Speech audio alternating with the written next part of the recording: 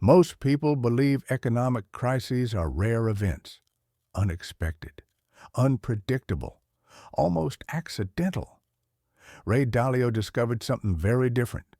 Crises are not rare, they are repetitive. They appear under different governments, in different countries, with different explanations. But beneath the surface, the structure is always the same. People borrow. The system rewards borrowing. Debt grows faster than income. And eventually, the machine reaches its limit. Not because people are reckless, not because leaders are corrupt, but because the system itself is designed this way. In the last video, we explored why most people remain poor, not because of effort, but because of position inside a system they rarely see. That question leads to a deeper one.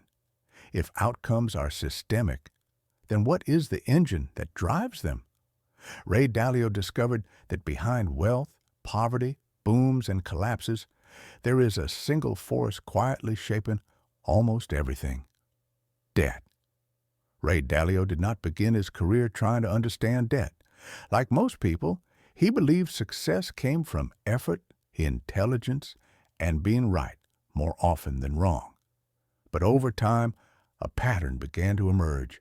The same economic stories kept repeating: booms followed by busts, optimism followed by panic, growth followed by collapse. Different decades, different currencies, same outcomes. Dalio realized that if the same failures kept happening, the problem could not be individual mistakes. It had to be structural. So he stopped asking what would happen next and started asking a more dangerous question. Why does this system keep producing the same results? What he found was not chaos, it was order, an invisible machine operating beneath markets, governments, and personal finances. And at the center of that machine was debt. Most people think of debt as money. It isn't. Debt is time. More precisely, debt is future purchasing power pulled into the present. When you borrow, you are not creating wealth. You are borrowing against your future income. In the short term, this feels productive. Spending increases, businesses expand, employment rises, asset prices move up, the system appears healthy. This is why debt feels harmless at first. It produces visible growth quickly. But Ray Dalio noticed something most people overlook. Debt grows exponentially. Income grows slowly and linearly. At first, the difference is almost invisible. The system absorbs it. But over time, exponential growth always wins. What begins as leverage slowly turns into fragility, and fragility accumulates quietly. Debt does not expand because people are foolish. It expands because the system incentivizes it. Governments are rewarded for growth. Politicians are rewarded for short-term results. Corporations are rewarded for leverage. Individuals are rewarded for consumption. The benefits arrive immediately. The costs are delayed. And delayed costs are easy to ignore. No one wakes up intending to create a crisis. They simply respond rationally to the rules placed in front of them. Ray Dalio observed this pattern across centuries. In Latin America, countries borrowed heavily during periods of optimism, only to collapse under the weight of their obligations. In Japan, decades of debt-fueled growth led to stagnation that lasted a generation. In the United States, easy credit and leverage inflated asset bubbles that eventually burst. Different cultures, different institutions, same mechanics. As debt accumulates, confidence grows. People believe the system has become more stable. Risk feels manageable. Leverage feels intelligent. Borrowing feels normal. But stability creates complacency, and complacency changes behavior. Gradually, Debt payments rise. Cash flows tighten. Flexibility disappears. At first, the system absorbs the pressure. Banks extend credit. Central banks intervene. Governments delay hard decisions. But eventually, the pressure becomes too great. At that point, the future can no longer be borrowed from. That is when the cycle turns. Debt cycles do not end politely. They end when borrowers can no longer service their obligations, when lenders lose confidence, when trust breaks.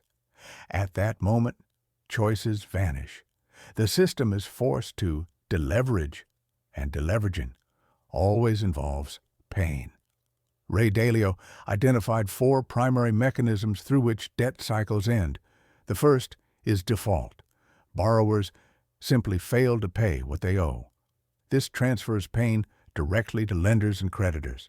The second is inflation. Money is devalued, so debts become easier to repay. This silently punishes savers and fixed-income earners. The third is austerity. Spending is cut. Taxes rise. Economic activity slows. This shifts pain onto workers and public services. The fourth is money printing. New currency is created to cover obligations. This redistributes wealth gradually, often invisibly. There is no painless option. Every path involves trade-offs. The system survives by spreading losses unevenly.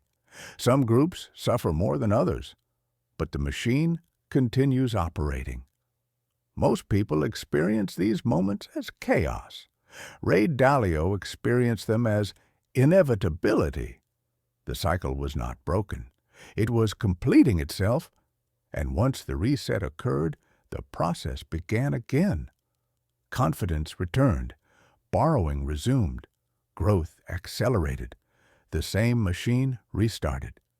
Ray Dalio did not learn this from theory. He learned it through failure. In 1982, he believed the debt cycle would end in a specific way. He positioned himself accordingly. And he was wrong. Markets moved against him. Capital disappeared. His firm nearly collapsed. That failure forced a brutal realization. Intelligence was not enough. Conviction was not enough. He had misunderstood how the machine actually worked. So he changed his approach. Dalio stopped predicting precise outcomes. He stopped relying on narratives. Instead, he began mapping cause and effect, inputs and outputs, pressures and responses. He treated the economy as a machine, not a story. Once he did that, patterns became clearer, not perfectly predictable, but understandable. He could see where pressure was building, where flexibility was disappearing, where risk was being hidden. Understanding the debt cycle does not make you rich. It does something more valuable. It removes surprise. Most people suffer not because they are weak, but because they are unaware of the cycle they live inside. They mistake systemic forces for personal failure. Ray Dalio's advantage was not superior intelligence, it was positioning. He understood how to align himself with the system rather than fight it. He prepared for tightening before it arrived. He reduced exposure when optimism peaked. Debt connects governments, corporations, and individuals into a single machine. Ignore it, and the system feels unfair. Understand it, and the system becomes predictable. The cycle does not respond to hope. It does not care about opinions. It responds only to structure, and structure always wins over time. Debt is only one part of the system, but it is the engine that accelerates both growth and collapse. Without understanding it, outcomes feel random. With understanding, patterns emerge. Which force do you believe shapes outcomes more over decades? Debt, incentives, or human behavior? You don't lose because the system is unfair. You lose because you don't see how it works.